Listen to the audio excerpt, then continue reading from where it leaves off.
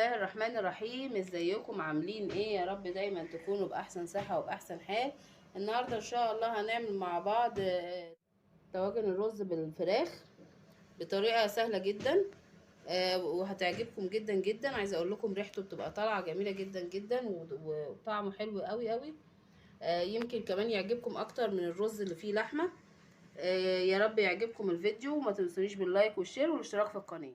بسم الله الرحمن الرحيم. انا عندي فراخ اهي، صدور فراخ مقطعاها صغير بالشكل دوت، وغسلتها نقعتها في ميه وخل وليمون وصفيتها، وهنبدا فيها شغل على طول على البوتاجاز. انا مسيحه هنا سمنه، هبدا انزل عليها بالفراخ اللي عندي، وهسيبها. انا مش هحط لها ميه خالص، هي بتنزل الميه اللي فيها وتستوي بيها.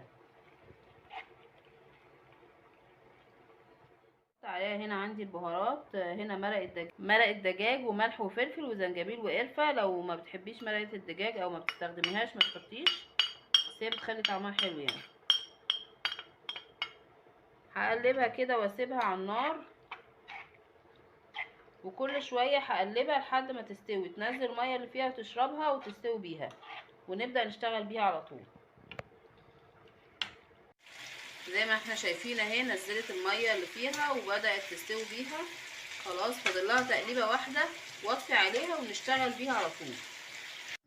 دلوقتي بعد ما صفيت الرز هنحط له ملح وشويه قرفه، بيخلي طعمه حلو جدا. خدي بالك من الملح، لو انت هتزودي شوربه، الشوربه بيبقى عليها ملح، ما تحطيلهاش يعني ما تزوديش في الملح لو انت هتزودي شوربه. هنحطه عليه زبديه،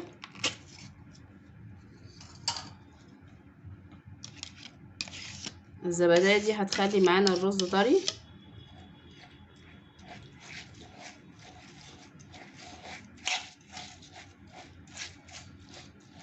دلوقتي بعد ما قلبناه كويس بالزبادي، في البدايه كده هدهن الطواجن كلها عندي سمنه. طبعا السمنه البلدي احسن كذا مره يعني من السمنه التانية، بتدي طعم وريحه وبتدي قيمه غذائيه اعلى كمان. هنبدا بقى ننزل كده بالرز عندي اهو. هحط هنا في الصغير ده كده بس معلقتين،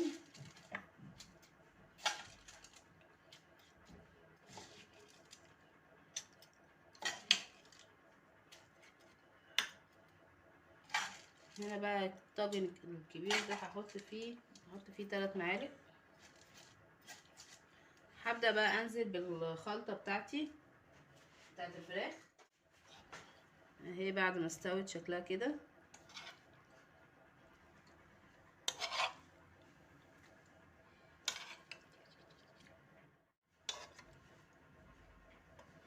هبدا انزل ببقيه الرز. طبعا انا مظبطه الملح بتاع الرز وملح الفراخ. انا مسخنه اللبن، وهبدا بقى ايه املى البرام كله باللبن اللي عندي.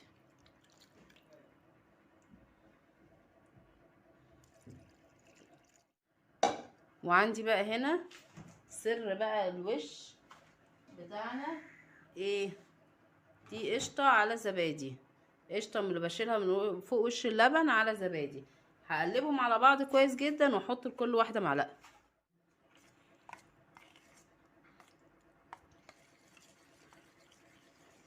القشطه والزبادي بتدينا وش حلو جدا جدا، اللي هو الوش الاحمر دوت اللي بنشوفه بقى في الطواجن بتاعت الجاهز دوت اللي احنا بناكلوه بره، فبيبقى حلو جدا.